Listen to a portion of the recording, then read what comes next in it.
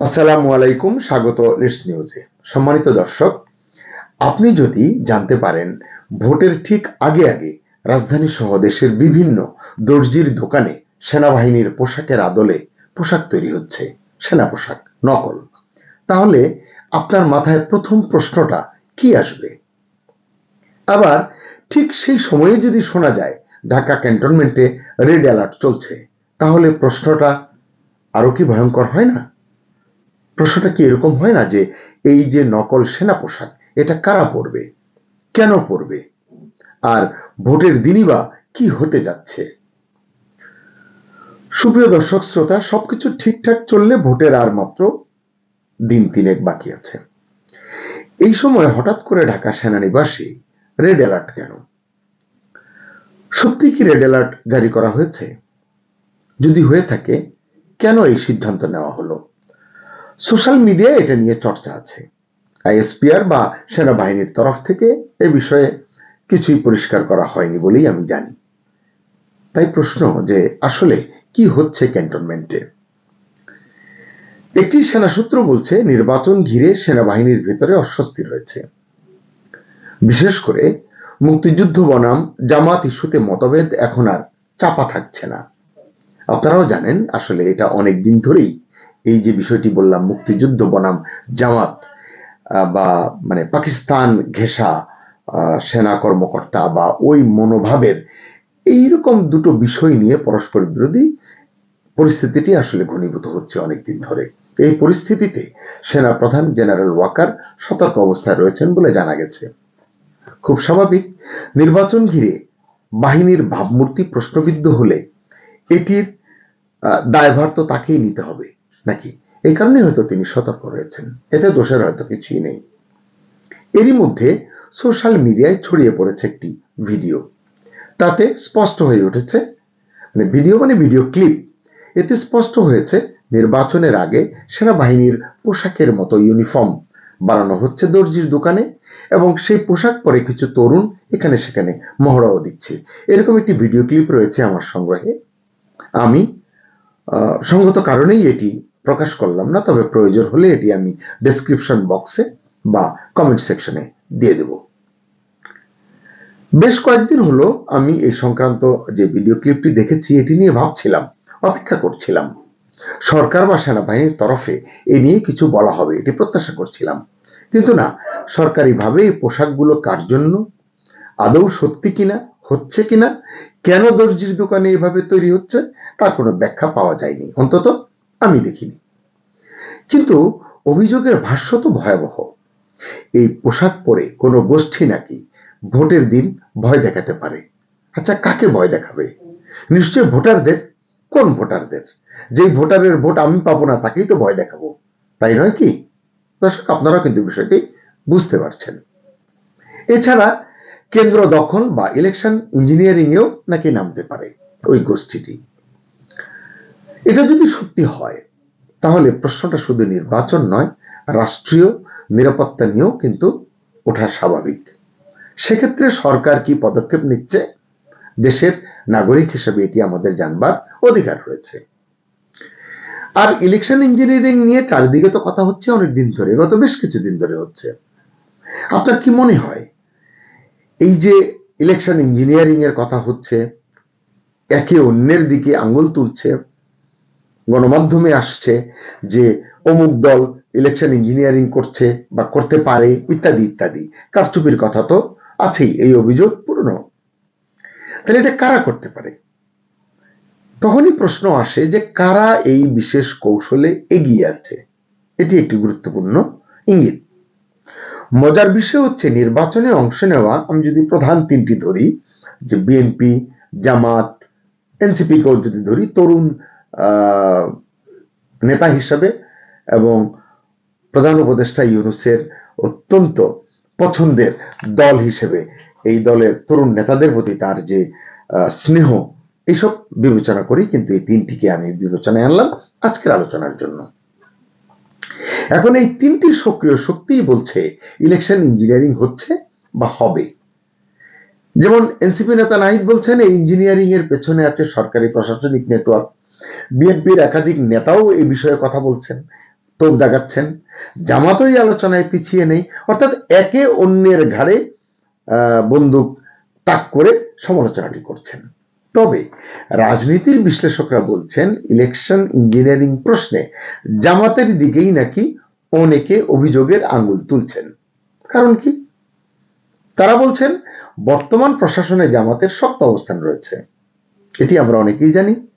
এছাড়া জামাতের অর্থনৈতিক সক্ষমতার বিষয়টিও সর্বজন বিদিত। তারা আসলে পরিকল্পিতভাবে কাজ করতে পারে, করছে ইতিমধ্যে। এখন পর্যন্ত যেটি দেখা গেছে, নির্বাচনকে ঘিরে অত্যন্ত কৌশলী পদক্ষেপে জামাতে ইসলামী এগিয়ে চলেছে, যে কারণে তারা নিজেদেরকে ক্ষমতার দাবিদার করে তুলতে পেরেছে। আন্তর্জাতিক মহলে নিজেদের গ্রহণযোগ্যতার বিষয়টি তারা মোটামুটি প্রতিষ্ঠিত করতে পেরেছে। কূটনৈতিক মহলে, বিশেষ করে যুক্তরাষ্ট্র, মোড়ল যারা, বিশ্ব মোড়ল, তাদের কাছেও তাদের এক ধরনের গ্রহণযোগ্যতা তৈরি করেছে বলে একটি প্রচারণা কিন্তু স্টাবলিশড হয়েছে। এটি কতটা সত্যি ভেতরের ঘটনা কিন্তু আপনি আমি কেউ সেভাবে বলতে পারবো না, কিন্তু আওয়াজ, বয়ান এটি কিন্তু তৈরি হয়েছে।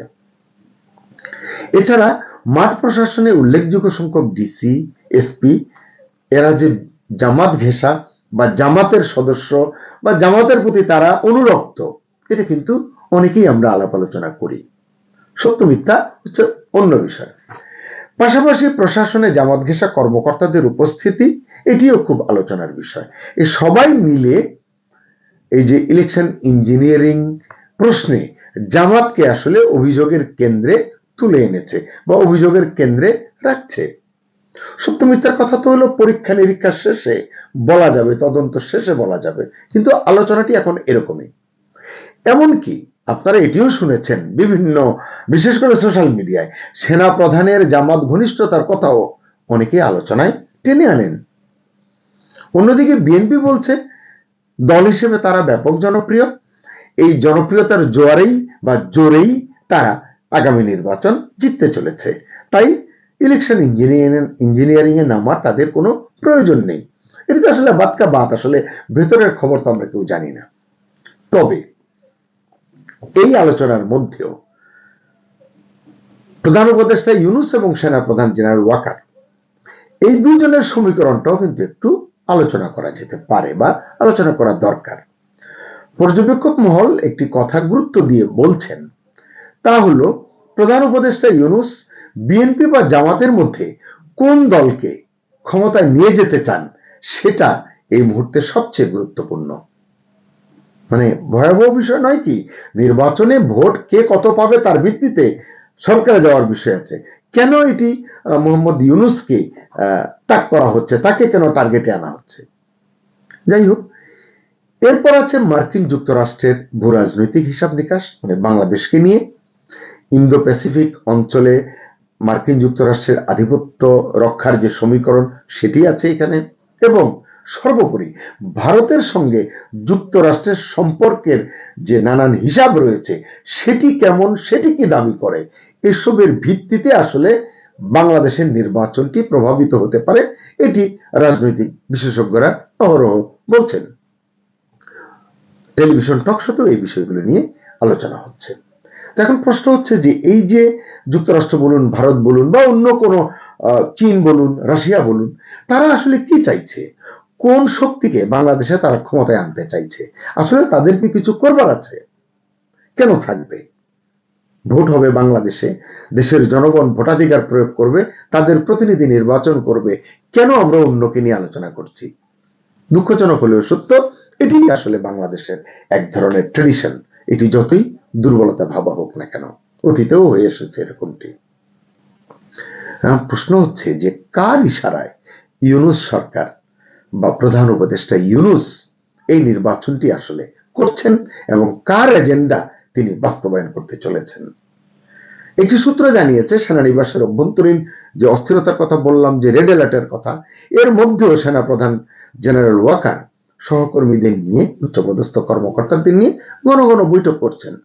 এটি তিনি করতেই পারেন এবং এসব বৈঠকে তিনি একটি বার্তাই দিচ্ছেন, 12 তারিখের ভোট হবে অবাধ এবং সুষ্ঠু, এটি তিনি বলছেন। ভোটে কারচুপি রুখতে সেনাবাহিনীর সদস্যরা তৎপর থাকবেন, এটিও তিনি প্রতিশ্রুতি দিচ্ছেন। তবে এটি নিয়ে আসলে মন্তব্য করবার সময় এখনো আসেনি, কারণ বাস্তবতা সম্পর্কে আগাম মন্তব্য করা সমীচীন নয়। যেটি 4 দিন পরে 3 দিন পরে ঘটবে সেটি নিয়ে ভবিষ্যৎবাণী করা একটু জটিল।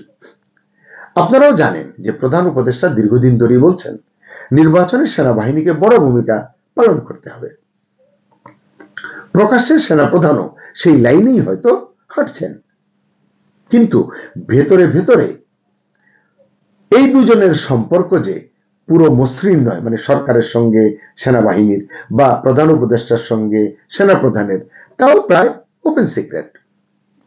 জাতীয় নিরাপত্তা উপদেষ্টা খলিলুর রহমানের সঙ্গে জেনারেল ওয়াকারের টানাপোড়েন, নতুন সিজিএস নিয়োগে মতবিরোধ, সাম্প্রতিক ঘটনা, সেনাবাহিনীদের রদবদলে বাধা, সব মিলিয়ে জেনারেল ওয়াকার স্পষ্ট করে দিয়েছেন নিজের নিয়ন্ত্রণ তিনি ছাড়তে চান না বা ছাড়বেন না। অনেকের মতে তিনি ক্ষমতা চান না, গত 18 মাসে এটি তিনি প্রমাণ দিয়েছেন। তিনি চান মেয়াদ পর্যন্ত দায়িত্ব পালন করতে এবং মেয়াদ শেষে সসম্মানে সেফ এক্সিট চান।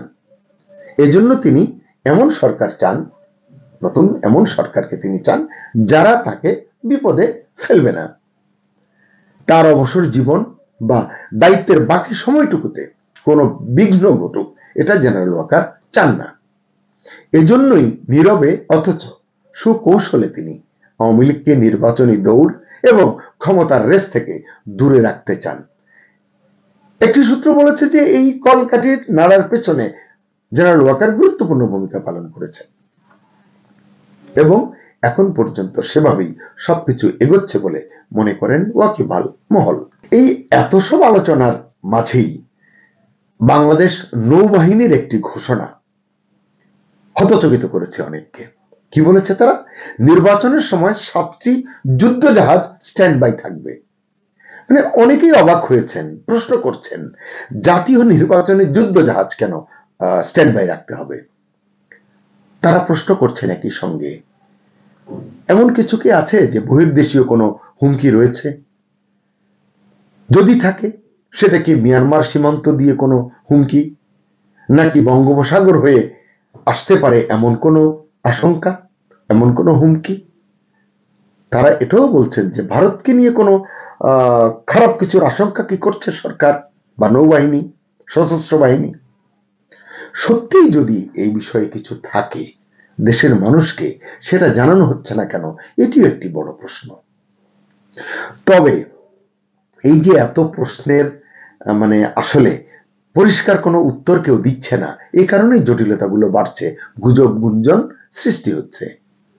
তবে আমি বলতে পারি যে সব প্রশ্নের কেন্দ্রে একটি বিষয় কিন্তু আছে, 12 তারিখের ভোট কি সত্যি অবাধ এবং সুষ্ঠু হবে, নাকি দর্জির দোকানের তৈরি সেনা পোশাক, মানে নকল সেনা পোশাক, প্রধান উপদেষ্টা এবং সেনা প্রধানের মধ্যকার মতদ্বৈততা যদি থেকে থাকে, যেটি শোনা যায়, এটি গুজব কিনা আমরা জানি না, ক্যান্টনমেন্টে রেড অ্যালার্ট, সত্যি যদি রেড অ্যালার্ট জারি করা হয়ে থাকে, এবং যে অদৃশ্য ইলেকশন ইঞ্জিনিয়ারিং এর কথা এতক্ষণ বললাম, যেটি আলোচনা চলছে বিভিন্ন ডায়াসপোরাতে, এই সবকিছু মিলিয়ে কি অপেক্ষা করছে আগামী 12 ফেব্রুয়ারি?